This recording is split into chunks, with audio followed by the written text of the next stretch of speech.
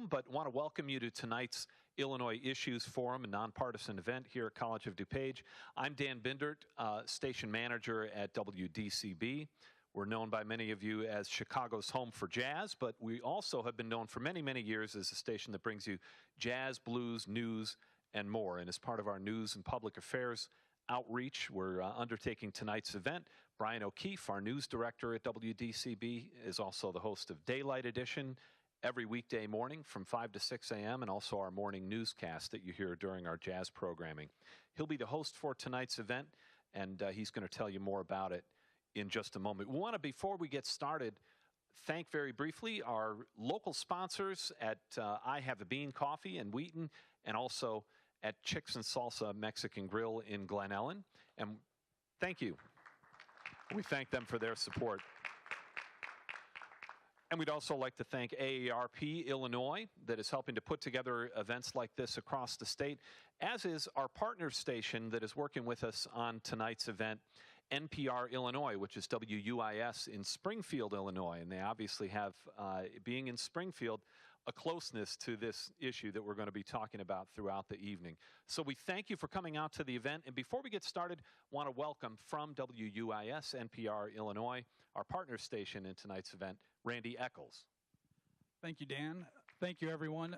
Really appreciate the turnout tonight and you taking the time to come and talk about the budget and how it affects you. We are doing a listening tour through about 11 markets in Illinois. And sitting in the state capitol, we realized that a lot of people hadn't had the opportunity to say how the budget was impacting them. And having done 2 of these forums already, we've heard a lot of people who didn't realize some of the details of how the budget process is working. So we're looking forward to this great panel tonight discussing that. And we're just happy as the State House Bureau that delivers news with Brian Mackey and things to WDCB to be a part of this. And right now I'd like to introduce our sponsor, the president of AARP Illinois, Bob Gallo. Thanks, Randy, and thanks all of you for being here this evening. I know it's not the most wonderful weather, so you made the extra effort to come out. I'm glad you arrived safely. Illinois is a unique state, and right now, not in a good way. It's the only state in the United States that is incapable of passing a budget. And the pain of that so many people across the state are feeling is unconscionable, wrong, and immoral in our opinion. So we've joined with NPR Illinois and the affiliate stations, and we're calling our effort at AARP Enough is Enough, and you'll be hearing more and more about that as we go forward.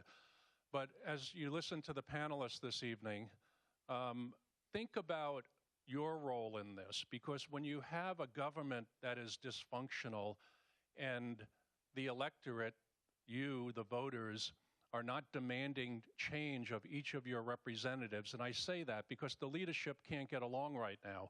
So the only thing that's going to change this, in our opinion, is if you contact your specific legislator in the House and Senate and tell them they're not doing their job, and tell them that they represent your interests, and to make excuses and to blame somebody else is not solving the problem, so they have to get back to work. So, I was reading a story in Cranes this evening about our utility rates that will be going up again at the end of this year and even more the next year. They can vote to raise your utility rates. They can vote to bail out Exelon nuclear power plant, who's hugely profitable, but they can't pass a budget. It's the basic job of the governor and the legislator in every state in the country to pass a budget. So listen, but at the same time, act when we're done. There'll be folks standing at the doors as you're leaving. There's a card here that lets you take action. There's an 800 number that will connect you to your representative. And I really hope that not just coming here to listen, but to take action yourselves and demand that our elected officials go back to work and solve the problems of the state and put Illinois back on the path to fiscal help. So thank you very much, and let me turn it over to Brian for the panelists. Thank you. Thanks, Bob.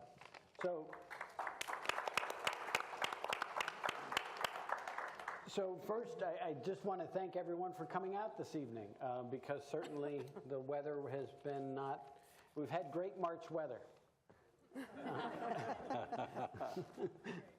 And you have come out to have this discussion this evening on what is a very opportune evening, because this afternoon, the state Senate has passed almost all of what has been called for the past 6 months or so the grand bargain. Roughly a $37.3 billion budget was approved by the state Senate this afternoon. It includes a $5 billion income tax increase that they say will lead to a balanced budget. Shortly after that vote was taken in the state Senate, the governor issued a news release indicating that he would not approve that budget unless it includes a property tax freeze, which it does not. So while there was some action, we may be right where we started again. Illinois is now, the last time Illinois had a full year budget was June 30th of 2015. And a lot of stuff has happened to bring us to the beginning of June 2017. I was having a conversation with someone at the station this morning about this forum this evening. And one of the things they said to me was, yeah, I know it's bad, but I don't really feel like it's affecting me. And that's the conversation that we need to have tonight. Because a lot of your neighbors are saying the same thing. Yeah, I know Illinois doesn't have a budget, but my kids are still going to school, and my pension payment's still coming in the mail and getting direct deposited. I don't really feel like it's affecting me. So that's the conversation that we want to have tonight. I'm frequently asked why I wear a bow tie, and there are many reasons. Tonight I'm wearing a bow tie that I bought several years ago at a scholarship auction. This particular tie was owned by the late Senator Paul Simon. Aww. And I thought I would share a quote from Senator Simon that I hope we can all remember as we have this conversation this evening, because this is not a conversation about pointing fingers or shouting at people who disagree with us or playing the blame game. There's plenty of blame game to go on. But Senator Simon said, life would be unbearable hating people who disagree with you, because sooner or later, almost everyone disagrees with some measure. This becomes important to government because it means men and women who disagree can sit down after a debate and discuss their disagreements with relative calm and come to a compromise. That's what we need in Illinois, is for everyone to sit down, recognize they may disagree, but they have to find a compromise. I want to introduce you to our panel this evening. Julie Yurko is President and CEO of the Northern Illinois Food Bank. Kirk Dillard is a former state senator and current chairman of the Regional Transportation Authority. RTA serves as an umbrella organization for the mass transit providers in the Chicago area. And Angela Atkins is executive director of NAMI DuPage. NAMI is the National Alliance on Mental Illness. And one of the things I thought we would do to start this evening is talk about some of those impacts. So, Julie, your organization doesn't necessarily see direct impact from this budget stalemate, but you see it on a daily basis nonetheless. What do you see? Absolutely. So in our work at the food bank, we are a distributor of groceries to over 800 feeding sites across 13 counties in Illinois. Our work is very highly funded by private contributions. So 82% of the food we distribute is given to us. Only 10% of that food actually comes from the government, and that's all coming from the federal government. Sure. So we receive no state funding, which over the last few years has been a real blessing for us because of the crisis. What we do have, though, is that food, the funding is flowing through the state, whether it's for our after-school feeding programs or our summer feeding programs or some of the commodities food that we get. And so we have seen delays in payment on that. But again, when I'm looking at less than 10% of my business, for us, it's okay. We're okay. Now, sadly, the families that we serve, all of our neighbors that are living in our 13 counties, they are coming to us because they have a resource gap. So that means that when they look at their monthly budget and they look at how am I going to go to the grocery store and pay my utility bills, pay for education, housing, transportation, my medical bills, I don't have enough at the end of the month. And so what we do, our work is, well, we can help you supplement your resources by giving you this wonderful food that's nutritious and exactly what you need, and you can come and get it in a very dignified way. When those resources are taken away from some of these other areas that are dependent on state funding, that means their gap becomes wider. And so that means that they are going to need to come to us and get even more from us in terms of their food relief. And one of your partner agencies, the Loaves and Fishes in Naperville, I've talked with several times. And when you talk about that resource gap, it doesn't have to be something tremendous. It could be a new set of, you need a new set of tires for your car. Yes. And so you buy the tires, but the money's got to come from somewhere else. And suddenly they find themselves at a food pantry. Exactly. Usually it's not. Usually we're talking a few $100s, but they simply do not have those resources to pay to go get their medicines or to keep the lights on. And so as soon as, when we see things like assistance for childcare being cut, that means it's going to cost them more to find a place to put their children while they work. 77% of our families are working families. And so they have to invest more there, which means the resource gap in other areas is going to get larger. We have seen across the United States over the last couple of years, we've actually seen a decrease in food insecurity, which is terrific, from about 48 million Americans to 42 million Americans.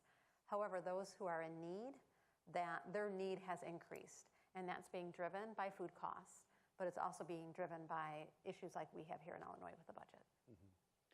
Kirk, your agency is dealing very directly with this stalemate, this impasse.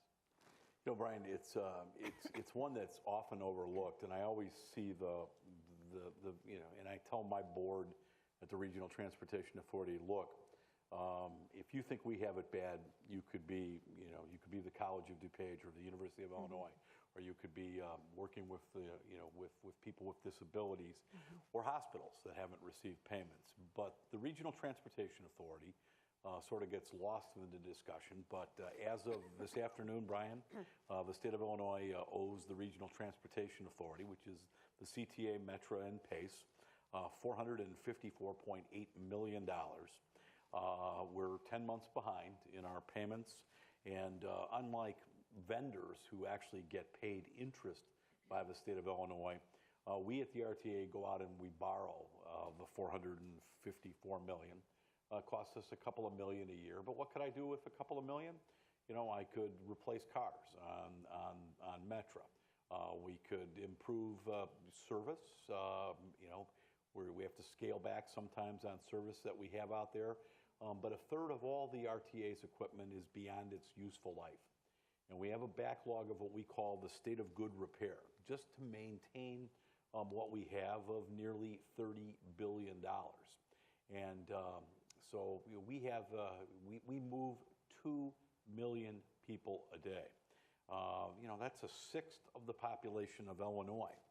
And we read a lot of bad stuff about our state, which we all love, or you wouldn't be here like I wouldn't be here tonight.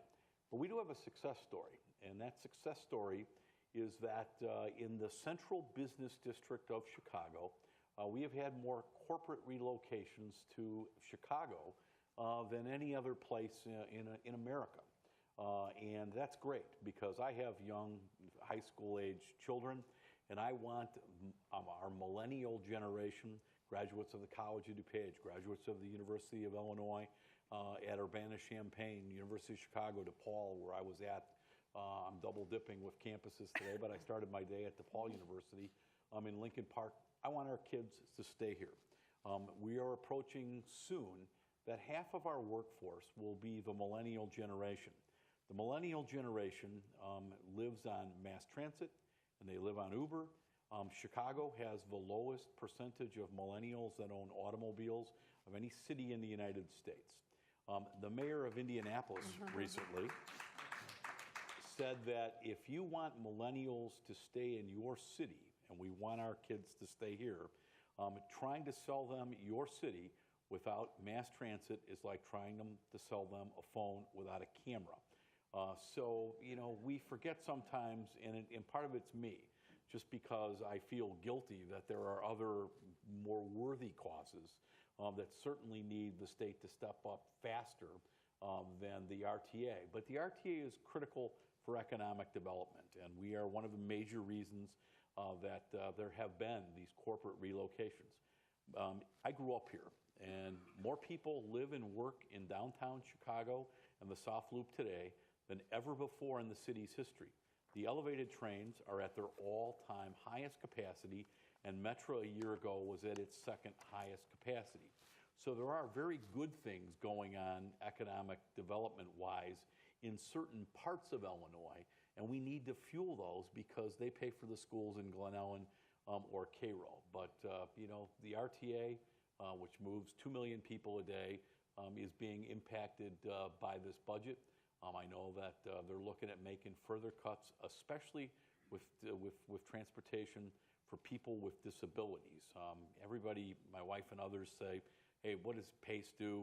What do they move? I always tell my wife, don't forget that PACE moves literally in increasing, and it increases by double digits numbers as we get older as a society, more people with disabilities than ever before. And PACE is a lifeblood for people to get to their doctor's appointments or to have contact with the real world, to be able to stay in their homes. And the state is looking at and has cut funding for transportation with people with disabilities. So, we're all in this together. We'll talk a little bit more about higher education. I'm on the College of DuPage's foundation board, and I stay very active with my undergraduate alma mater, Western Illinois University, one of those rural universities that's in a world of hurt, lost half its budget in the last couple of years and is barely staying afloat while it tries to compete and not have students go across the border to Iowa, but to keep our Illinois children in Illinois, not only to go to college, but when they graduate, so they're around here with us as well. So, Brian, thank you for doing this. Thank you all for coming out on a gray and cloudy night. At least it's nice to know somebody really does care about the state's budget situation besides the four of us up here. Kirk, one of the things that I'm surprised you didn't mention it, because frequently when I talk with you or your counterparts in mass transit, especially Metra, you're quick to point out that some of your equipment dates back to the Eisenhower administration, which points to a twofold issue, especially with regard to transit, and that is the capital bill. There is Illinois, the budget that I mentioned earlier is not capital spending. That's the operating budget. And until that gets squared away, the prospects for a capital bill seem remote, and that's another impact. We have not had in Illinois a capital or infrastructure spending bill in 6 years. And I watch every day our competing cities that compete for my daughter to go work there, whether it's Seattle or San Francisco or Boston or Dallas, Texas. These other states, in fact, I just did a press conference a week ago in Washington, D.C. with the Indianapolis Chamber of Commerce and my counterpart from the Phoenix Mass Transit Agency.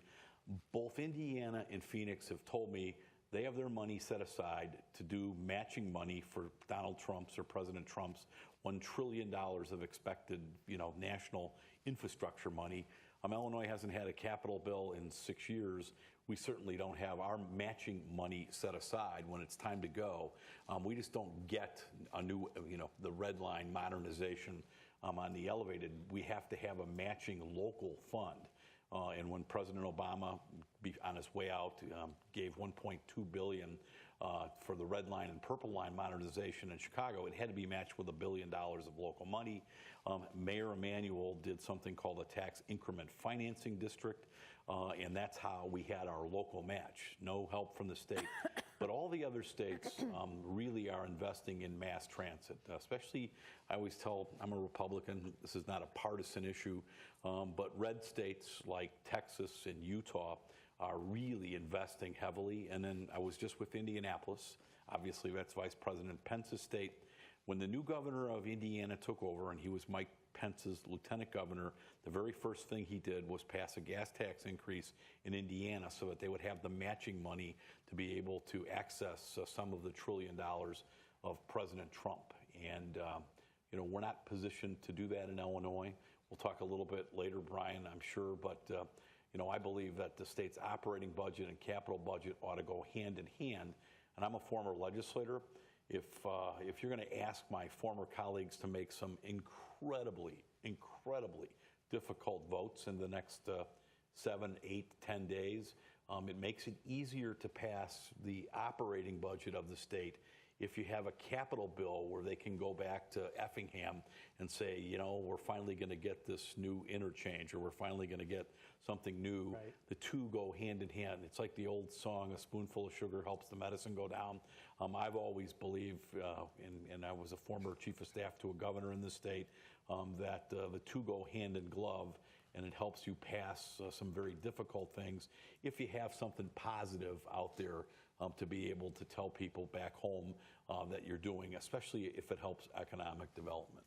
And part of the reason I mentioned that capital spending is so much of the pain and so much of the impact of this budget stalemate is hidden. And that is an element, an area where it is hidden. You don't see that there's not a capital budget in place, and that there can't be probably until this other budget is taken care of. And in the realm of hidden impacts, Angela, you deal with a constituency that unfortunately for a lot of people is invisible and costly. Yes, it really is. So just for those of you that aren't so aware of the services that we provide, we're an organization that has been around for 32 years in DuPage County. We're a national organization, and we provide support and education and workforce development programs and social recreational programs for individuals and their families who are living with mental illness.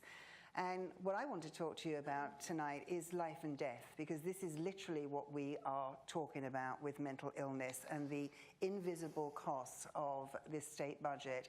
Like Julie, we actually don't get funded by the state, but the fallout of the organizations that do provide mental health services, that do or did receive state funding, is colossal. We serve about 40,000 families and individuals each year, and that number is increasing. We've seen multiple increases from that over the last 2 or 3 years. And it's not them and us. Mental illness, I can guarantee that in this room, there are some of you that are dealing personally with your own mental health issues. There are some of you that have close family members that are dealing with serious mental health issues. 1 in 5 people have a mental health issue, and that can be depression, that can be anxiety. And the invisible costs of these cuts, I mean, mental illness has always been misunderstood and underfunded for many, many years, going back to the 60s when many of the state hospitals closed, and whether the rights or the wrongs of putting people in those kind of situations, the fact remains that there wasn't an infrastructure put in place. There was no resources put in place to really take care of those individuals. Hence, we get many, many people that are obviously living on the streets. And now those of you that have followed Tom Dart from the jail in Chicago are probably very well aware that that's now considered one of the nation's largest institutions for those that are mentally ill. It costs about $38,000 to incarcerate somebody. Thresholds had programs. They're one of the largest mental health organizations, and they are owed $4 million over from the last couple of years from state funding. So they've had to close many, many of their programs. They can provide community care, residential care, therapy, and really being able to get that individual back on their feet for about $4,000 a month, where you can do the math.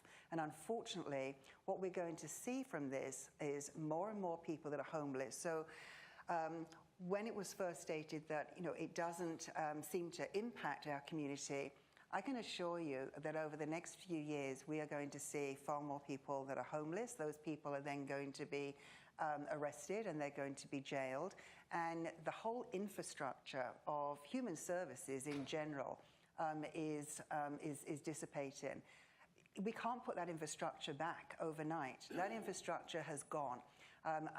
United Way, every quarter have been doing, for the last 2 years, have been doing surveys, and they are showing and talking about the programs that have closed, the loss of work for the individuals that worked in that nonprofit health arena. It's massive. It's absolutely massive. Well, even if that funding comes back, we can't put that infrastructure back. It's going to take years.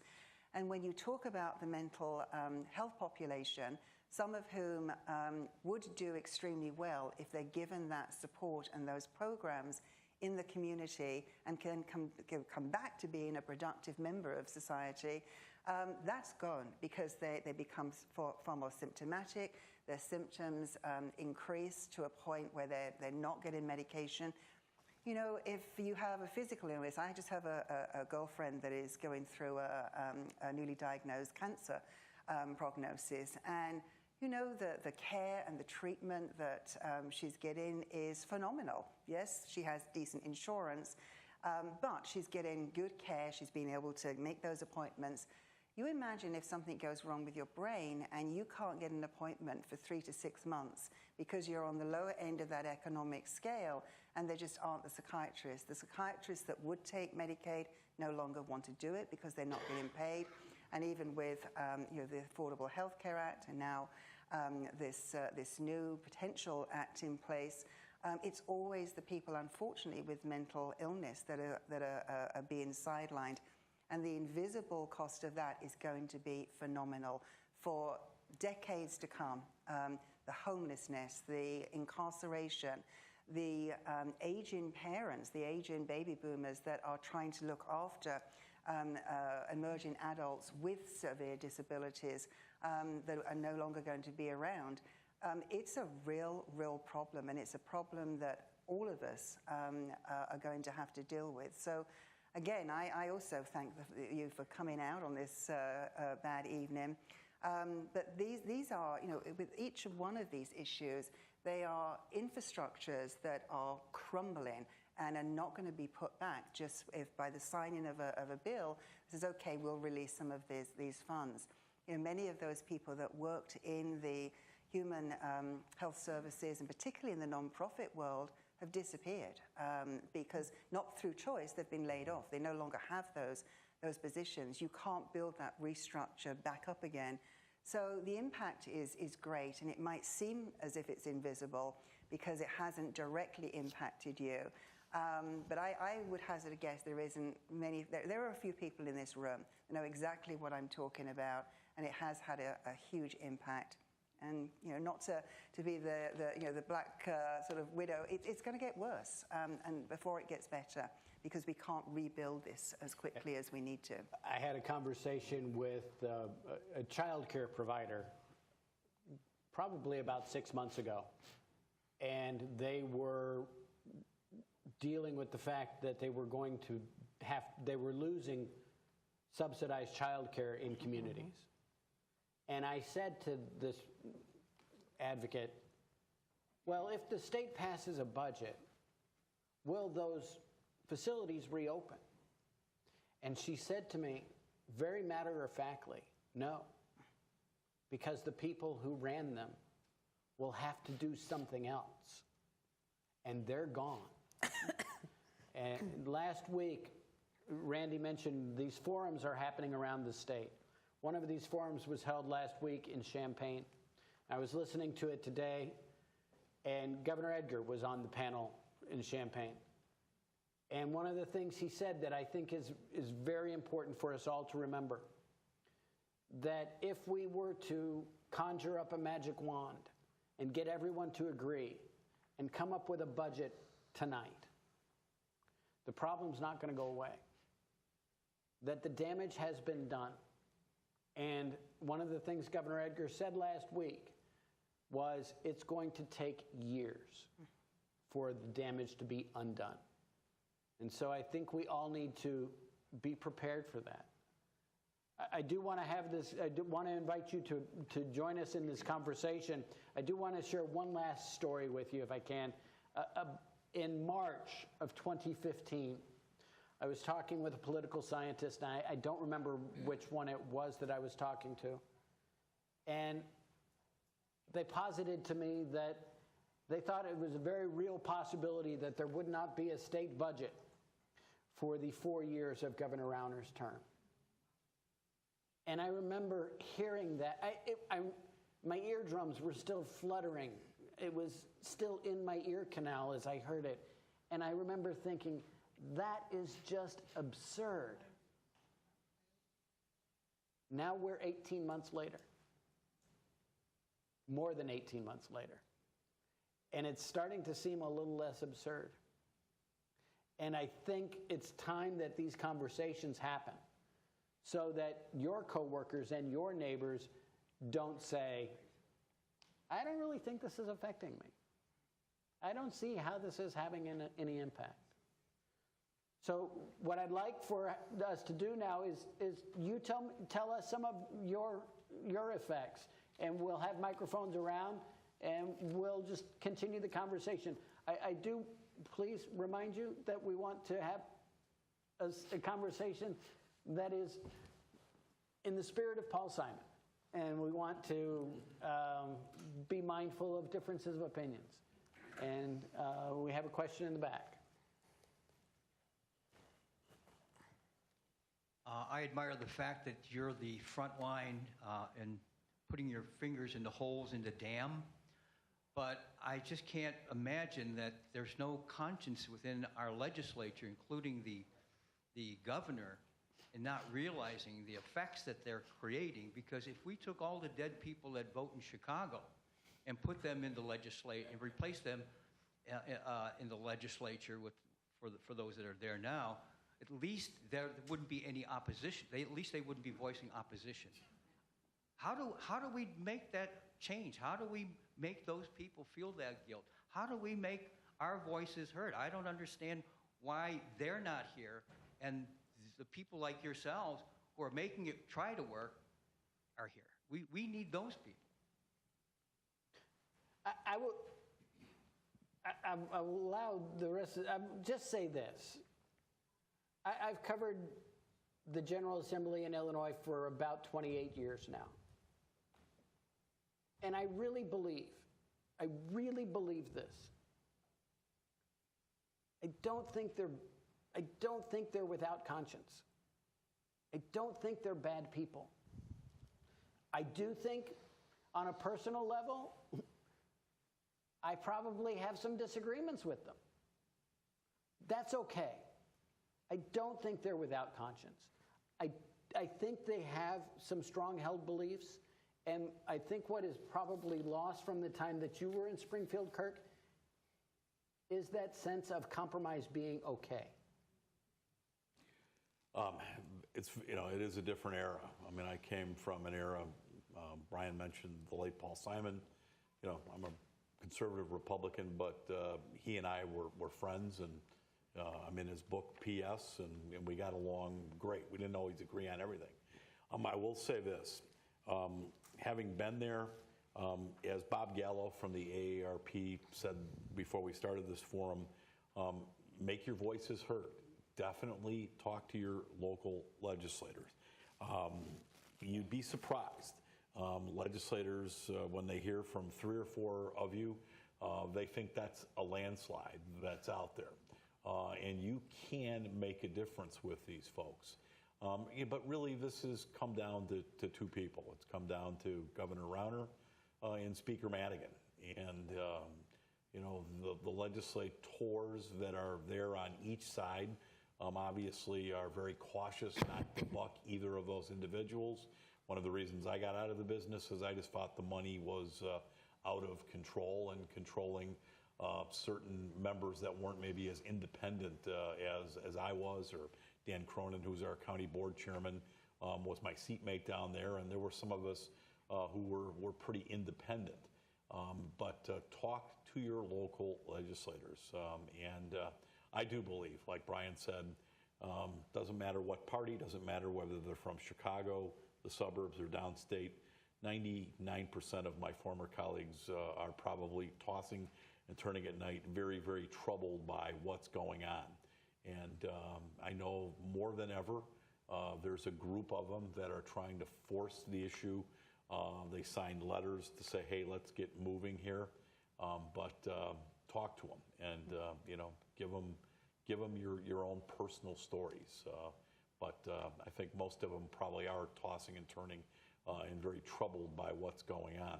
I will say one of the problems with waiting 2 years to do a budget is the hole keeps getting bigger and bigger because they're spending at levels that are unsustainable. That puts pressure. You may sit here as a retiree tonight and say, wow, this is great. I live in a state that doesn't tax retirement benefits. But as that hole gets bigger and bigger, they got to come looking for more and more people to fill that hole. Or if you're a retiree, if you're a College of DuPage retiree or a state employee, you may think you're fat and happy today because you are getting your retirement payments. Go talk to anybody that used to work for American Airlines. So everybody, whether you know it or not, is all in this together, and eventually it's going to explode. And you want to take care of this problem before you have a real, true explosion. At the panel at the University of Illinois President Killeen mentioned that there are two rules of the hole. The first rule of the hole is to recognize that you're in a hole. The second rule of the hole is to stop digging. And I'm not sure if those rules have been recognized yet, but I think that's definitely... Yeah. I'd love to add on that I also feel that our state representatives, they do care. We had the privilege of being down in Springfield last week. We make a trip down there every year to meet with our legislators and to ask for their support for different bills that we have that will help our neighbors who are hungry. And this year, we were down there advocating on behalf of a bill, 3211, a House bill. And this is really apropos to us being here at College of DuPage, because this is a bill that would allow students that are enrolled in community colleges that are part of the Perkins program to receive SNAP benefits while they are in community college. Part of the typical regs around SNAP, which are food stamps, is that you can't receive those if you're in college. And so this is something that we have asked our state legislators to approve. These students are typically getting educated in things like security or dental hygienists or in-home health care. And so these are kids that are really trying to go and better themselves and hopefully get themselves off of SNAP for most of their adult life. Mm-hmm. We went around and we talked, for our 13 counties, we talked to 14 of our different representatives, and we're able to share information about this bill. Again, it's a federally funded bill. It would be administered by the state, so the cost would be very little to the state. And we had very positive conversations. We're very hopeful that this will pass. Why will it pass? Because they actually care. And I'm talking about folks that I know, legislators I know, who really don't like food stamps. I mean, they really don't. They make that pretty clear to me.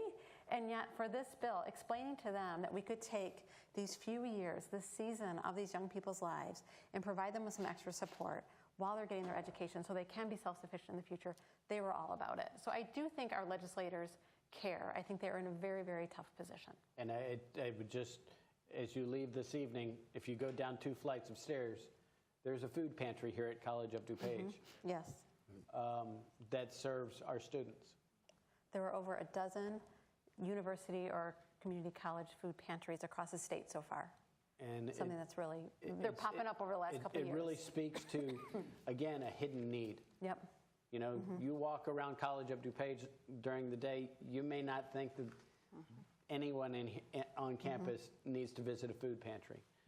But there's a food pantry just downstairs. Our directional universities here in Illinois have done a study on that and have seen that a very large percentage, they believe up to about 40% of all of our students in college are at some point food insecure, meaning that they don't always have the food resources that they need. And you can see that. I went to Northern Illinois University. We have the Husky Student Food Pantry out there. It just went on campus this year. It's been off campus for a few years. They have seen, since bringing it on campus, since advertising and saying, we are here for you every week, you can come get the food you need, participation has tripled tripled in September.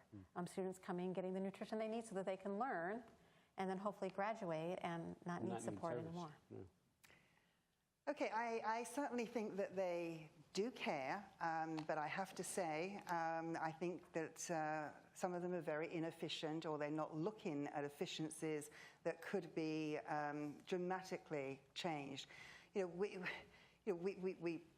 we have a huge budget deficit and stalemate on the budget, but in my opinion, and I can only really address the issues and the population that I serve and that my staff serve and all of the volunteers and peers serve, is that there are better ways to do it. And I don't believe anybody is really listening to us. We do talk to our legislators. We talk to them consistently. We show them better ways. We have a workforce development program. We have, as one example, we have a living room at our community center. And the living room is an alternative to going to the emergency room. So if you are experiencing a heightened level of mental health, anxiety, or depression, and in the past the only alternative was to go to the emergency rooms, which, let's face it, is not the best place if you're already suffering from an anxiety attack. And in the best will in the world, and we have wonderful hospitals here in the county, but you're going to be triaged. You're going to be put down the list because you're not an emergency, and that's not going to be the right place for you. And for that, the likelihood is that you'll stay there many hours. You'll have a psych evaluation. You won't meet requirements to be hospitalized, which is, are you a danger to yourself or others? And you'll be told you need to make an appointment with your psychiatrist, assuming you have one. And for that, that cost, to whether it's to the taxpayer or to the individual's insurance, is about $3,000. The alternative, and these are popping up in small places across the state and in other parts of the nation, but they're still very, very small, is an alternative called a living room, which is a place that's run by peers. The person can go in, they can be seen immediately, have that situation de-escalated, and be hooked up with resources with follow-up. And that can be done for a little under $300. Our legislators know about this. They think it's a great idea, but do they want to do anything to help fund it? No. So in my opinion, with the population that I serve, I don't think they're bad people, and I hope they're staying awake at night, quite frankly, and not sleeping. I really do, because I certainly spend many nights lying awake worrying about where I'm going to be able to provide these services. But I think they have to listen. We are in a different environment, and I think they have to start listening to different ways of doing things, because there are better ways, and there are better ways economically to do things. We don't need thousands and thousands of people incarcerated at huge expense in the county jails. Those people need to be treated and helped and supported in the community. So, I think they're good people. I hope they're staying awake at night worrying, and I hope that they really do listen to better ways of doing things as we move forward. Can we get clarity on whether the local representatives were actually invited to the forum? I did reach out to representatives. The Senate's in session. Right. They're in session. Okay. And the House... Well, I traveled. They were working until about 5 o'clock this afternoon. So Going pulling the party line. They were invited. Yes. And they have other commitments. They have other commitments. They can't be here. Correct. So it's kind of fair to comment appropriately that they are conscientious, they are concerned. We don't all agree with that. I understand that. But they are conscientious, they are concerned. We reach out to them. My local representative is not one of the key participants at this point. I believe Mr. Dillard said there's 2 people that can make a difference right now. I can't influence one of those people because I don't live in his district. I can only influence one of the 2. And right now, I supported our current governor for his past election. I would be very hard-pressed to do that this time around, because I think he's done a very poor job in achieving any kind of consensus. And I understand the tough nut on the other side, but he ain't doing what he said he was going to do. He has taken a posture, and that posture has existed for 2 years with no modification. I find that very unacceptable. And then we have a question in the back. I have a nonpartisan question. I'm not sure that that's on. Okay. Yep. I'm a little bit naive. Without a state budget, the state is not paying bills, a lot of bills. They collect all of their income taxes, they collect all of their corporate taxes. Where's all this money? Well, and you know, it's an interesting situation, and I think it's one of the things. I'll take my share of lumps. I think this is one of the things that is happening that I don't know that we in the news media have done a very good job of explaining. Because, yes, the state is collecting money, and some bills are getting paid. They're getting paid as the money is available. But there's a situation in Illinois right now that is being exacerbated by time. In January of 2015, income tax rates in the state automatically went down. There was a temporary income tax increase, and that income tax increase sunset on January 1st of 2015.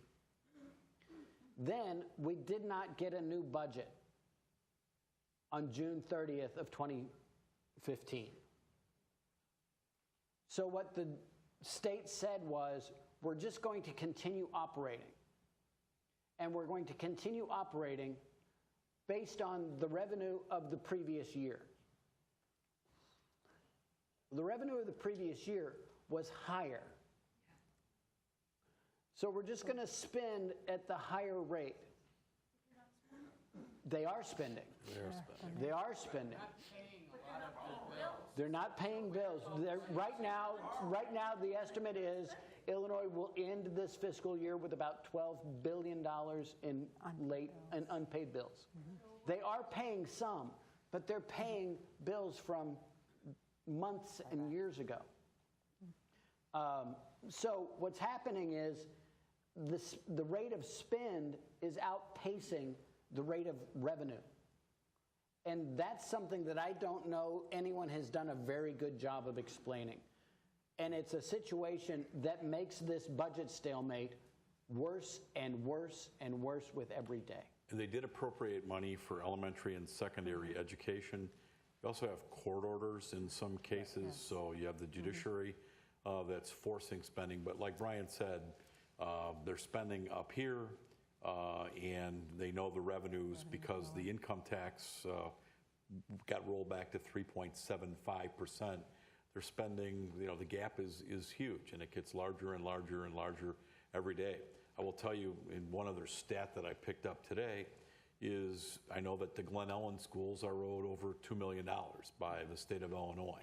And so local school districts, even though there's an appropriation for them, are falling behind and probably asking their comptroller or business officer every day, have we seen the wire transfer from the state yet? Yeah.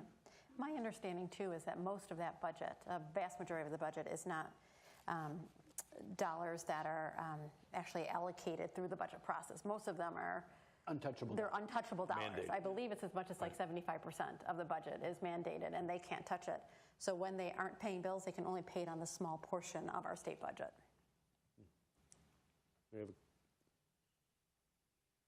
Oh? No? Okay, this one's definitely working.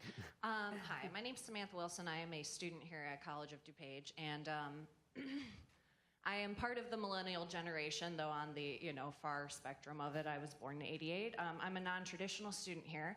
I have a 3.9 GPA. My one B I ever got was in Japanese because my grandmother passed away and I couldn't keep up with the language. So, We'll take that. but I, being a non-traditional student and going to this college and being around 18 to 23-year-olds as I spend a majority of my day, as a student with a 3.9 GPA going to one of the most prestigious community colleges in Illinois, I am quaking in my boots that I am not going to get admitted to a college in this state. I am quaking in my boots that I am not going, well, not admitted, but I won't be able to afford the tuition to any place I get admitted unless they give me a full ride or a majority scholarship or something like that. I know a majority of the students that I interact with on a daily basis are thinking about going to Colorado or, Tennessee just approved, public tuition for, I believe it's 4 years, it might be 2 years, I can't remember, but and you had mentioned about the Amtrak thing. My plan is to go down to UIC. If I don't have a working train available to me, I'm not driving down there. That's insane, I rely on that. And I feel like I'm part of one of the last generations that actually has some opportunity in this state. Everyone else that I interact with is thinking about going out of state. They feel like they have no prospects in this state. They feel like we're just being left behind. Everyone talks about the millennial generation, but what about the kids after us? You spoke about the resource gap. My mother works as a librarian clerk in an elementary school. There are so many kids. As she's been there, the amount of kids on a free lunch program has increased dramatically. And I grew up in a working class neighborhood, and in Illinois, we're so focused on increasing property taxes, people can't handle that in my neighborhood where I grew up. That just means a bigger resource gap. How is it that we can get our legislators to invest in things that are going to actually grow our state GDP, grow our economy? From the GI Bill, we found studies that for every dollar you invest into education, you get $4 to $7 back in the long run. Increasing capital. Why aren't we investing in bullet trains? Why aren't we investing in stuff like this? This is going to increase our capital. Investing in capital is going to grow our economy. What do we do as my generation and millennial? I want to get involved in public service. I want to become a state legislator. I want to get this state back, but on the track, this should be a wonderful state. We have so much to offer. We have arid land. We have thriving metropolises, everything. And it just, I couldn't picture living anywhere else in this country, but if there's no opportunities available to me, where else do I go? So how do we, as my generation, the millennials and younger, how do we get them to start looking at things in a different way? There's things to be done in a different way. I'm so involved in politics. I call everybody every day. I'm on the phone with Raja Krishnamurthy's office every Tuesday. That's my call. I've called my local legislators, and I'm always talking to somebody's secretary. I don't know if my opinions and things are going through. We always try and show up to events like this where we're clearly the youngest people in the room. What do we do? What do we do to give my generation and the kids after me, what do we do to give them a life experience in Illinois where we don't have to leave? I would say first off, and then I'll turn to the panel. And I always get this quote wrong because I always feel like a leave and never off. But remember what Winston Churchill said. Never, never, never, never, never give up. I realize that may seem rather empty, but I think that's what you can do. You can never give up. Your presentation was outstanding. So do what you're doing. I will just tell you, we'll get you to UIC, and we're working on a lot of stuff, including the new Pink Line station. And there's a lot of we will get you there. The MAP program, which is the backbone of assistance for students in Illinois. When you, gentleman in the back, when he said, what do you do to get these people to move? The students descended upon the state capitol, and the legislature moved, and they funded the MAP program. So they do hear, as the panelist up here said, they do hear your voice. There's more people working in downtown Chicago with more corporate relocations than anywhere else in America. One of the things we forget about when I mention corporate relocations is Mayor Emanuel always likes to remind people that a third of all the teaching hospitals in the United States of America happen to be in Illinois. We have 6 of them. 6 of them. A third of all the teaching hospitals in America are here. I mean, we hear about the Mayo Clinic, which is wonderful, other places, but a third of the teaching hospitals are here. There's no better place for a young person to be than Chicago. The University of Illinois at Chicago, like my alma mater, WIU, or to some extent COD, is undergoing some strains, but I will tell you the leadership on that campus, and I was just there talking to urban policy students, it's awesome. There are some tremendous things going on at UIC, so I encourage you to go there. Most people don't know that UIC is a top 25 federal research institution. It has as much federal research going on as Michigan State University. It's a great place, so go there, stay there, keep doing what you're doing. I saw Congressman Krista Raja, as we call it. I sat in his office in Washington last week, and he gets it. We were talking about things, so don't give up. As Mr. O'Keefe said, never, never, ever give up. Illinois is a resilient state. We'll get through this. And when you're done, there'll be employment for you, especially somebody with your kinds of skills and an articulate ability to talk about it. Oh gosh, you are incredible. I mean, I was so impressed with that, and you again, you've hit the nail on the head. We've got to start looking at a different way of doing things because the old way isn't working, and it's going to take people like you and the next generation to come that is really going to change things. And that was what I meant when I said that this infrastructure has gone. But then out of I've always believed, and you can't work in the mental health arena unless you absolutely believe that there's hope. There's always hope in the future.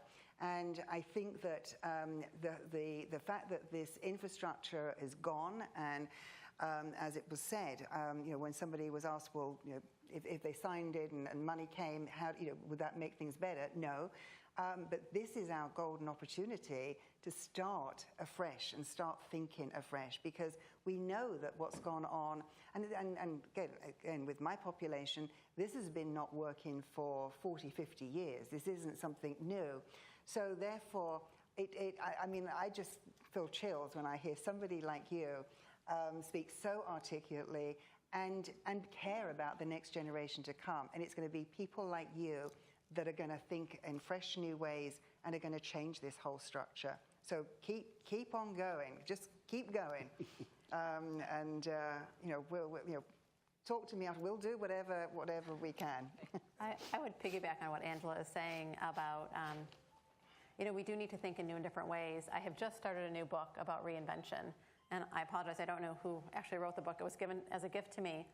And within the first few pages, they are talking about companies and how companies have to reinvent themselves. And if we go back to the 1950s and the 1960s, 90% of the companies that were on the Fortune 500 list are now gone.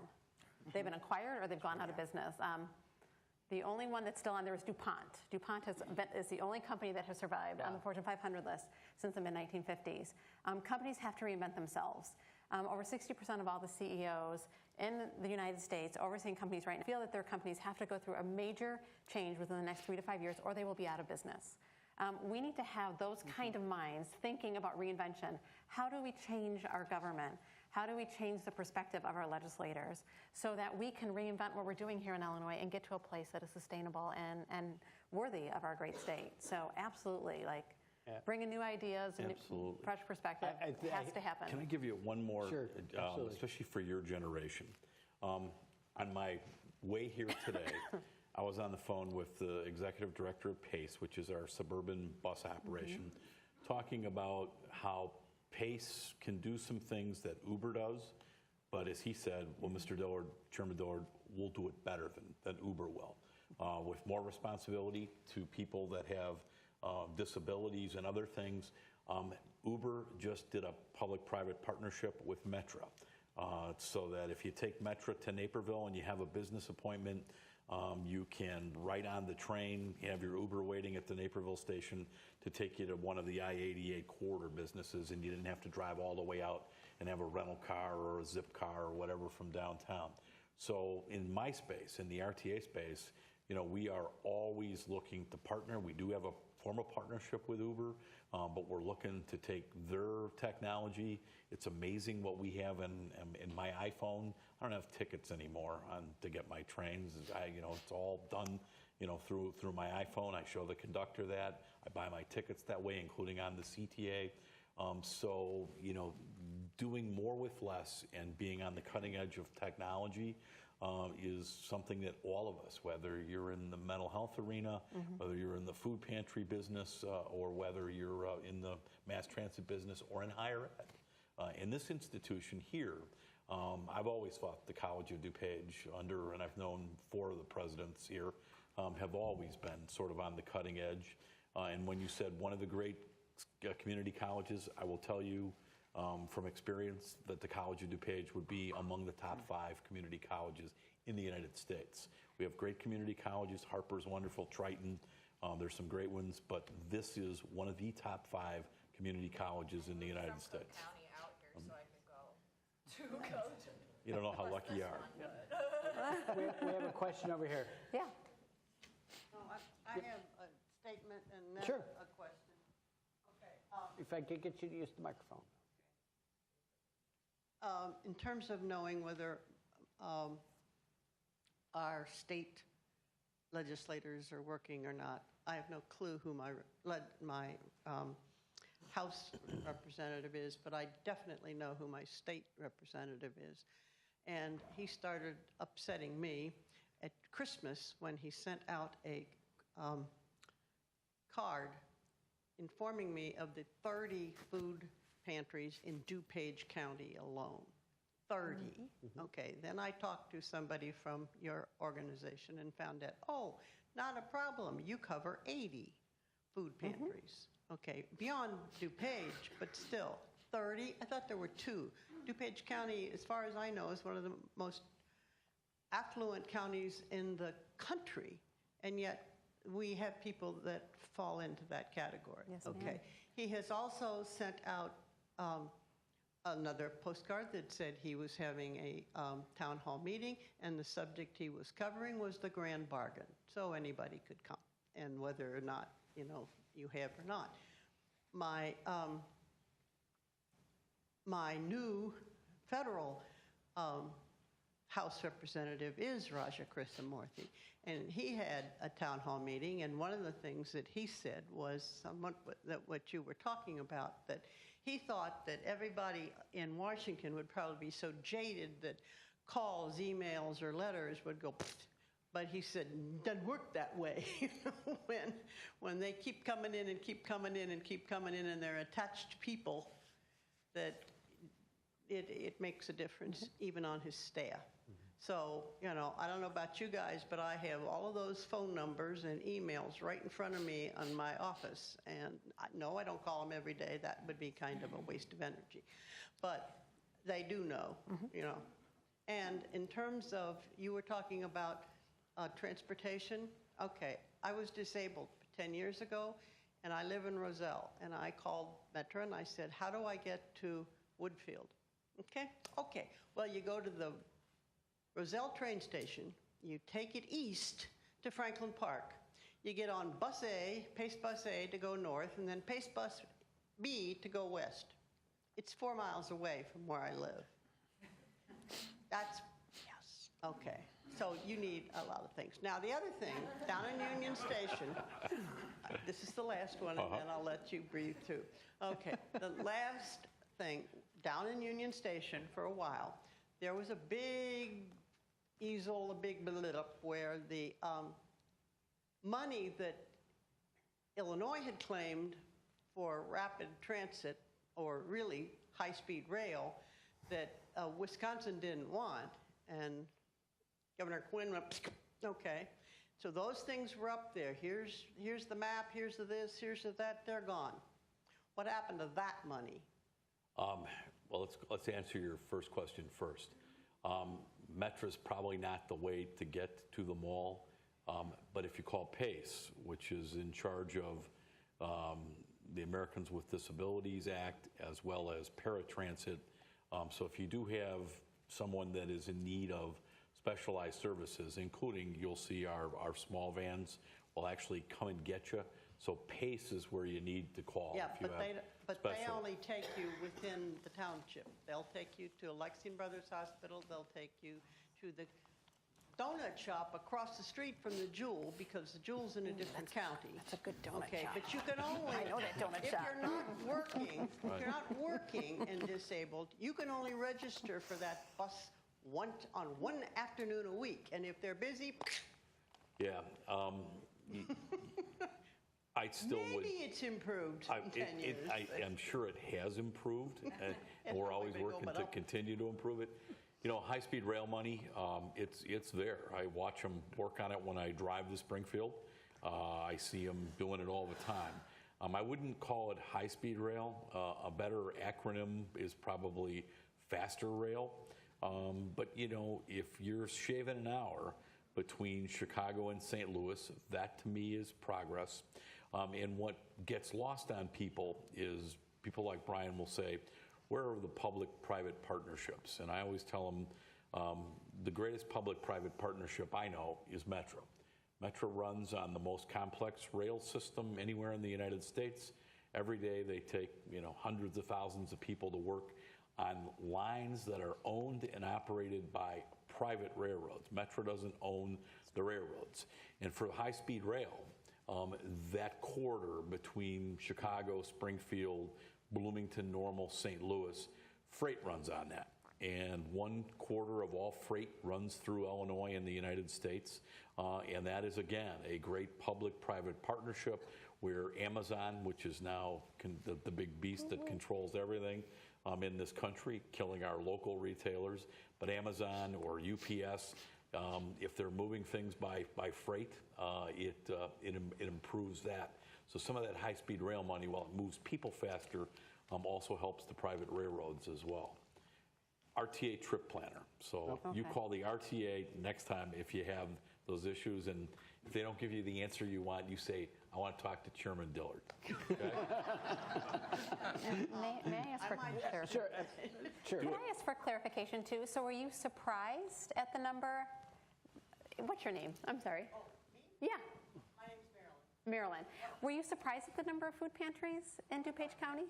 Oh my God, Yes. I thought there were about 2, and both of them were in Elmhurst, and I was shocked over that. Oh, we have some wonderful food pantries in Elmhurst. One of the statistics that I think a lot of people don't realize, and it's part of this discussion of hidden impacts. The fastest growing group of poverty, the fastest growth in poverty is not in urban centers. The fastest growing poverty is in suburban areas. Yeah. So yes, we have 30 food pantries. Yeah. And 15 years ago, the Brookings Institute came out with, you know, where poverty was doubling or tripling within the suburbs and was actually stable or decreasing in the urban areas as our families were looking for safer environments, better schools, better housing coming out into the suburbs. We serve 13 counties, so we make a great big C around the city of Chicago. Our sister food bank, Greater Chicago Food Depository, covers Cook County. So we're in Lake County, we go all the way down into Will County, we go south to Kankakee, and then we're going to curve to the northwest, and we're going to go past Grundy, DeKalb, Ogle, all the way out to Stevenson. We go about 90% across the state. There is no higher need in terms of quantity of missed meals and quantity of people that are hungry than right here in DuPage County. And one of the things that I would also encourage you, Marilyn's pointing at me. because I think a lot of times we have this image. Yeah. We have this image in our head of what a food pantry is, and I would encourage you go to one. Go visit one, because what you'll find is it looks a lot like the Jewel. Yeah, please give us, if you are interested in coming out and seeing our network, we have an unbelievable network. I spent this afternoon, I was down in Joliet at St. John Lutheran Church. They are serving 30,000 people every year. 30,000 people every year. providing really wonderful food for them. And these are amazing, amazing organizations. But the reality of hunger is right here. It is right here in our communities. And what we know about the families that we are serving, particularly in the suburbs, is, as I mentioned before, these are the working poor.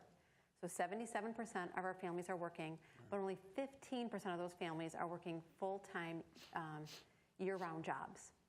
So they are trying to piece together their resources to live in these areas that are relatively high cost of living, but provide them with these great benefits. So hunger is very real. Over 800 feeding sites across our 13 counties.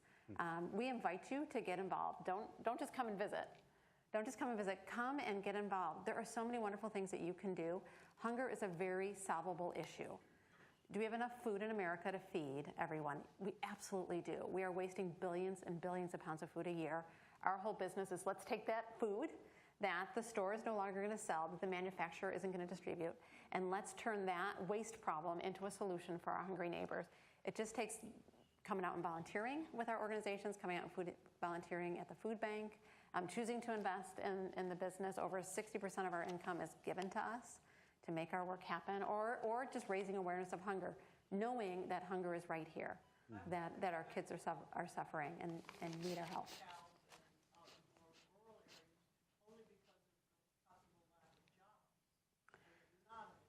Yep. I have a question over here.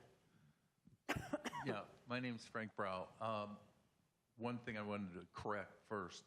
Our debt is $13.7 billion as of the other day when I was on the comptroller's website. I'm a controller for a nonprofit in Chicago.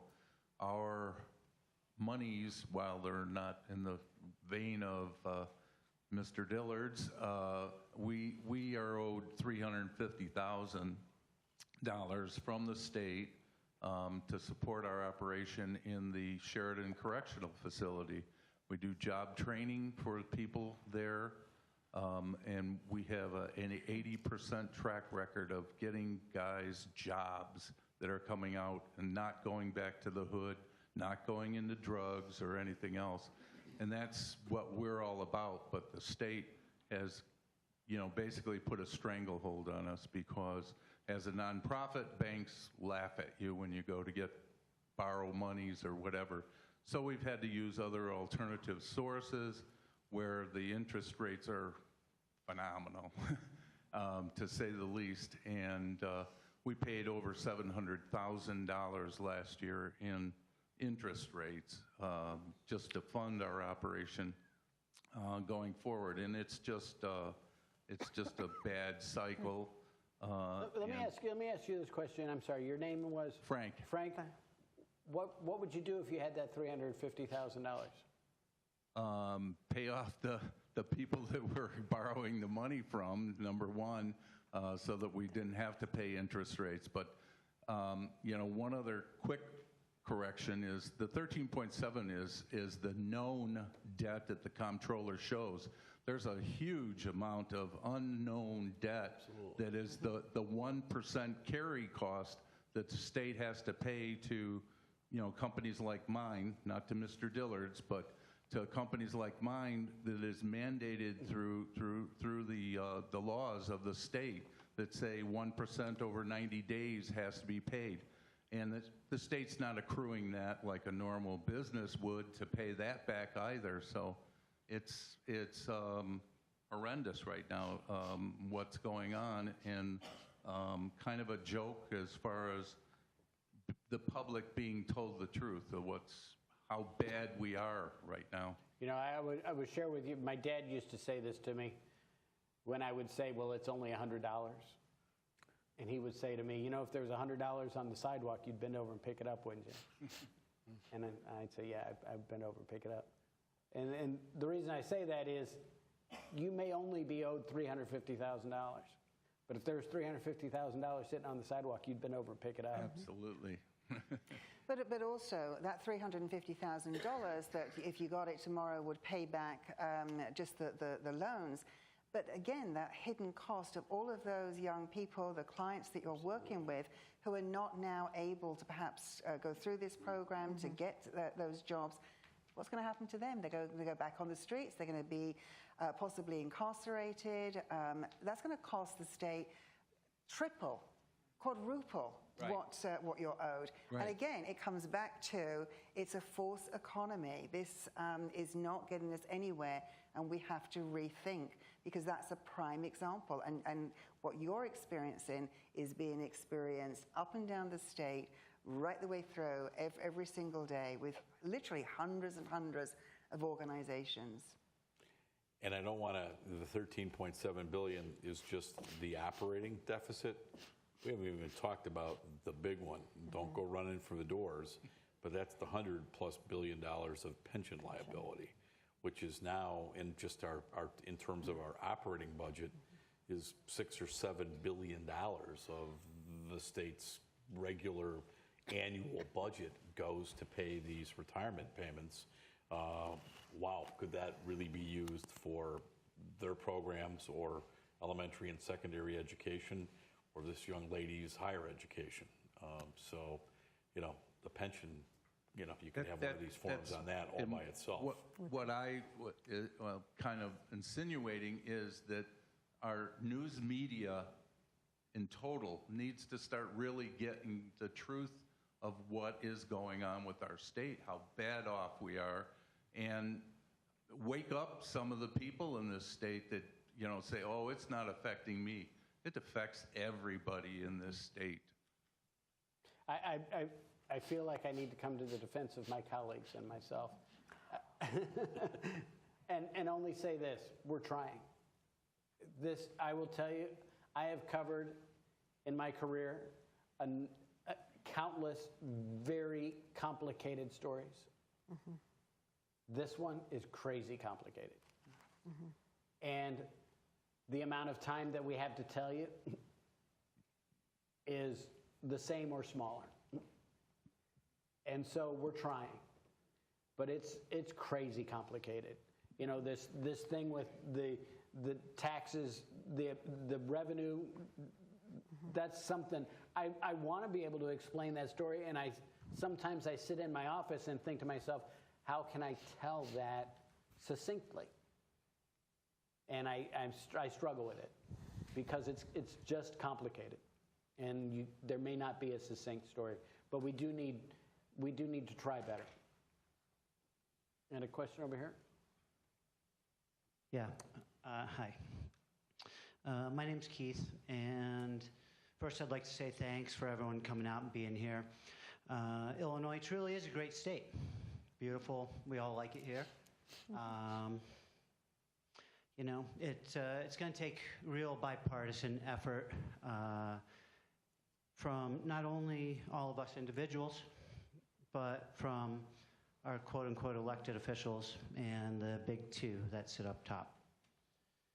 Just some interesting facts. Illinois is the 5th wealthiest state in the United States of America. Illinois is the third lowest, receives the third lowest amount of federal grants per federal tax dollar that we pay.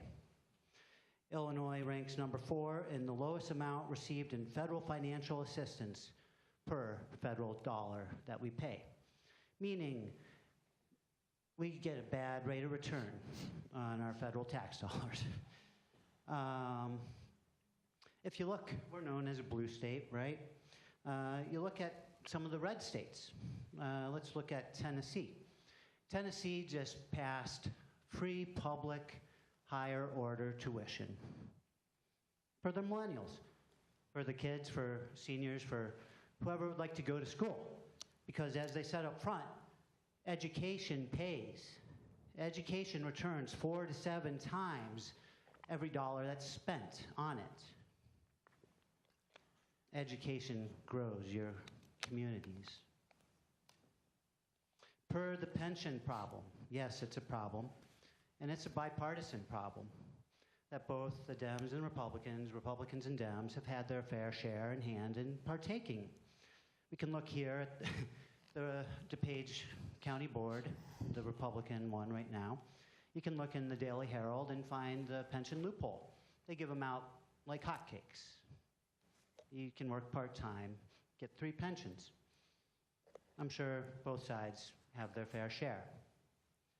Illinois has the highest amount of units of government out of any state in the United States. It's 7,000 units.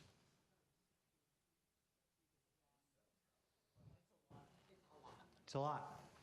I'm originally from Colorado. We only have county government out there. It's very confusing. I'm sure the town, I'm sure they each do wonderful things. However, it's very confusing when you live in one area, you got to go to another area, only to realize you're not the right area.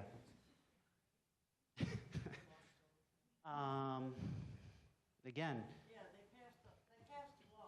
there is now a resolution that counties can dissolve their townships so long as there is a local municipality that holds center and holds responsibility.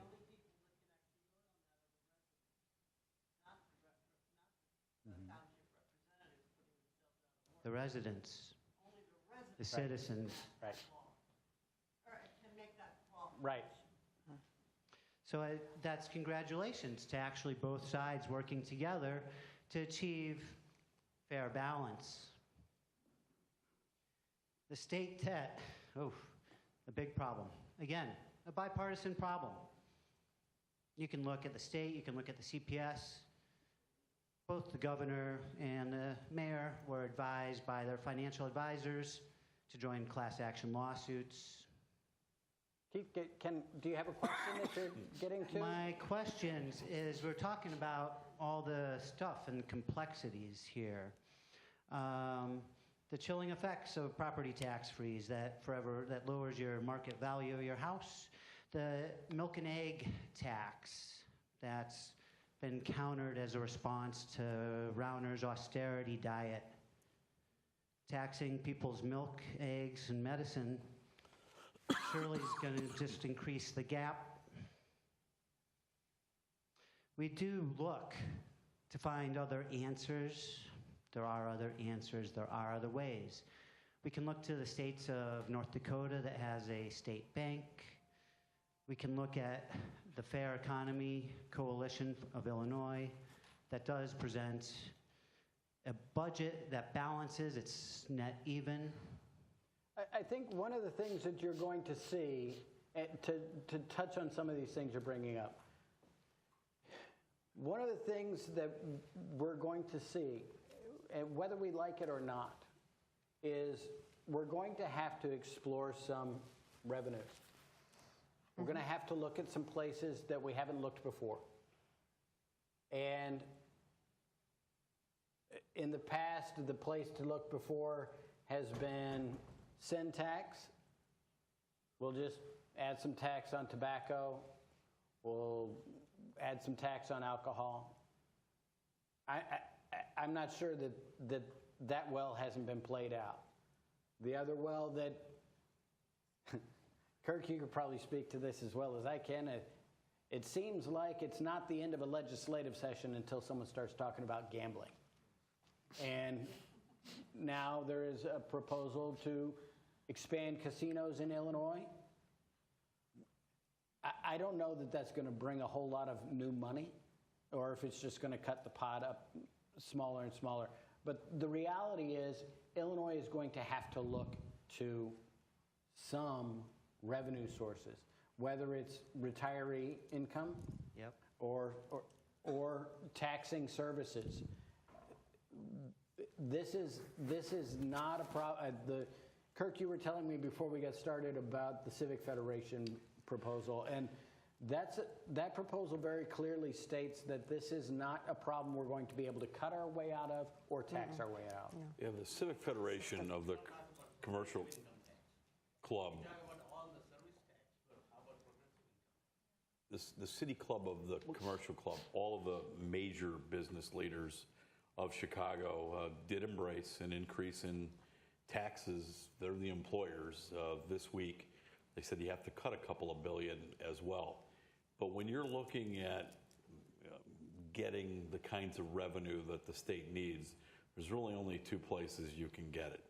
The income tax, which is clearly the fairest tax, I believe. Property tax, probably the most unfair, but the income tax being the most fair, and then sales taxes. And Illinois has a very narrow sales tax base, so I think you expand your sales tax base. The Civic Federation said to do an income tax increase. I'd sunset it sometime in the future. I know Governor Rauner wants to layer property taxes over probably for the same number of years, property tax freeze for the same number of years that the income tax would be extended. But when you're looking, at, and no pun intended, at nickel and dime kinds of ways to raise revenue, it's the income tax and the sales tax that are going to be the ones that are going to give you 90% of the pie. And you've got to look at those two. But you got to broaden out your sales tax in this state. Most of the states around this tax far more services than Illinois does. And Illinois, while I would keep our income tax under 5%, is generally among states that do have an income tax. It's flat, as this gentleman pointed out, but it is less than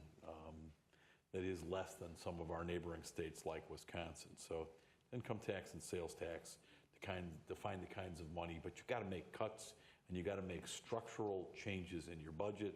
And then one other thing we haven't talked about tonight, I've always believed, having once been a chief of staff to a governor, we need to do what Texas has done, and that's have a wholesale assault on Medicaid fraud and abuse.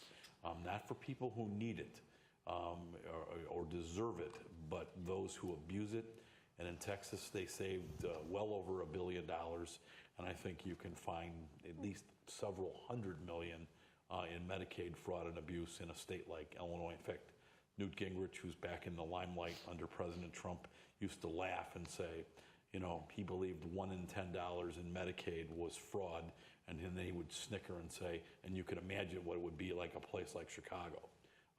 So Medicaid fraud and abuse ought to be on the table as well. So one last thing, thank you.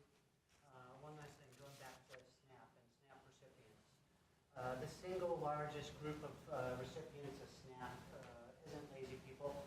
It's single, hardworking moms. Single moms, SNAP recipients, hardworking. We all deserve, we all like Henry Ford, right? A great capitalist, right? You know what he did back then? He raised the wage. You know why? So people could actually buy his cars. It's a funny phenomenon that when we pay people a living wage, we don't have to pay them welfare. Thank you for your kind words on SNAP. I appreciate that. We all rise. Yeah. I appreciate so many of our children are benefits of food stamps and SNAP, and it's important for them. It is we believe very much in the private response to hunger, as I've mentioned, but we also ask our legislators to drive the public response as much as they're able, and SNAP is a great defense against hunger. And it's an efficient program, it's an effective program, and we believe wholeheartedly that working together with our food pantries is how we can really provide our families with their nutrition and the relief that they need so that they can go to bed with full bellies. We're all about full bellies, and so many of our families really rely on those benefits, and we are hoping that they will continue at their current levels in the coming years. I would just want to thank everybody for coming out tonight. I would like to thank the panel. Angela, did you want to? No. Oh, okay. Angela Adkins with NAMI DuPage, Kirk Dillard, the chairman of the RTA board, and Julie Yurko from Northern Illinois Food Bank. Thank them for joining us this evening. And finally, I would encourage you to continue having this discussion. Have this discussion with your neighbors. Have this discussion with your coworkers. Have this discussion with your lawmakers. Because if the discussion stops tonight, that discussion that I had this morning at the radio station with a coworker who said, I don't really think it's affecting me, it will keep happening. So continue having this discussion. Thanks for coming out. We'll get to him someday. So Patty Bellock was my office mate. So she was